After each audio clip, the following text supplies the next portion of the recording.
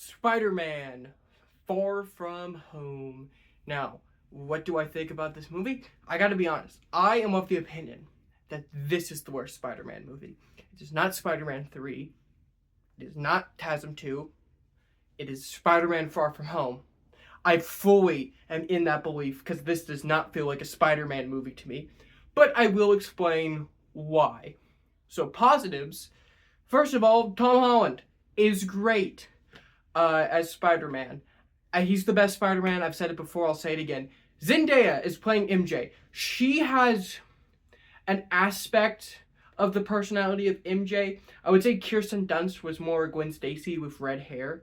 And I would say Zendaya is more MJ's personality. You know, she doesn't say tiger, whatever. She's MJ's personality.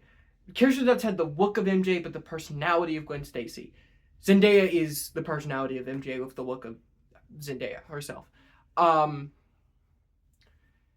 That's about it. Let's get into negatives. Okay, so you take Spider-Man. Now, Spider-Man is meant to always be in New York City. He's a New York icon. He's like Broadway. He's Broadway if Broadway was a superhero. That's what Spider-Man is. He's New York through and through. He's SNL. He's in New York. He's always got to be in New York. New York is part of his identity. So you take this character it's always got to be in New York. That's the point. And you take him in Europe and do a whole movie in Europe. It's not New York. Oh, and because he's on a school trip, sure, you get characters like Flash Thompson and you get Ned Leeds, who is his best friend here.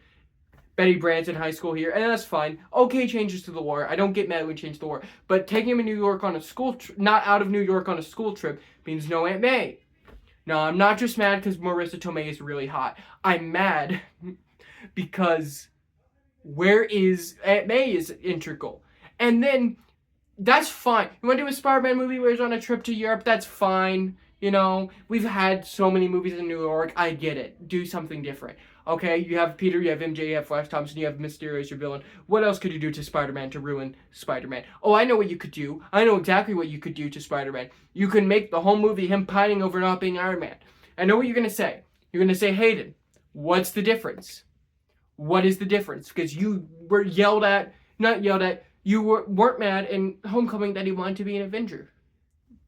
That was his whole plot line. And you said that was, he's young, sophomore in high school. That's what he should be wanting to do. Well, the difference between that and this is he wanted to be an Avenger. And he was looking up to Iron Man because Iron Man was his favorite Avenger.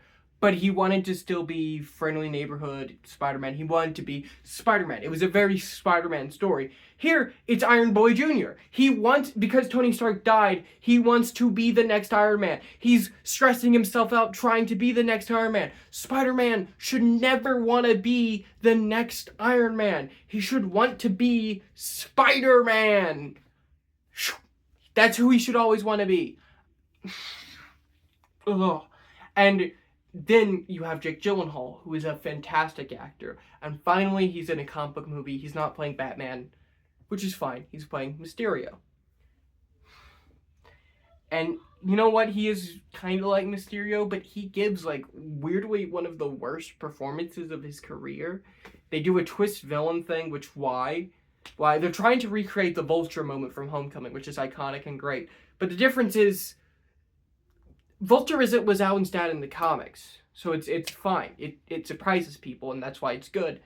Mysterio is a villain in the comics, and he's a villain here, so why should anybody who has even seen the Spider-Man animated series, the 90s show, Spectacular, which is the one I love. Spectacular is great. Why would anyone be surprised? It doesn't make any sense. Why are you doing this? Why is this quote-unquote Spider-Man movie? It doesn't feel like Spider-Man. This whole movie has nothing to do with Spider-Man. It's just a teenage superhero movie about a kid who wants to be Iron Man, and he's irresponsible. Like in the first movie, he does normal, irresponsible teenager things. In this movie, he does things that are just dumb, and then we're supposed to believe he's this genius kid. He almost kills his entire high school class with the Edith glasses.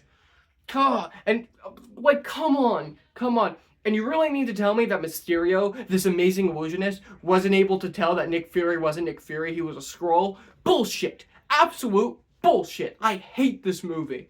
But that being said, I would probably give this movie a D plus because the scene where Mysterio pretends, the scene where Mysterio is doing all his illusions is really cool, and that's very Mysterio. So I like that a lot, and he even pulled MJ off of something, which is doing an homage to Gwen Stacy's death, which was done in TASM 2, and also just okay, wrong side of my room. It was done in. Come on, just. Okay, yeah. Okay, yeah, it was done in the comics. Okay, yeah. Sorry if that was super cringe, but yeah, it was done in the comics. I have the poster right there. That's really cool. And it was done in TASM too. But yeah, I hate this movie.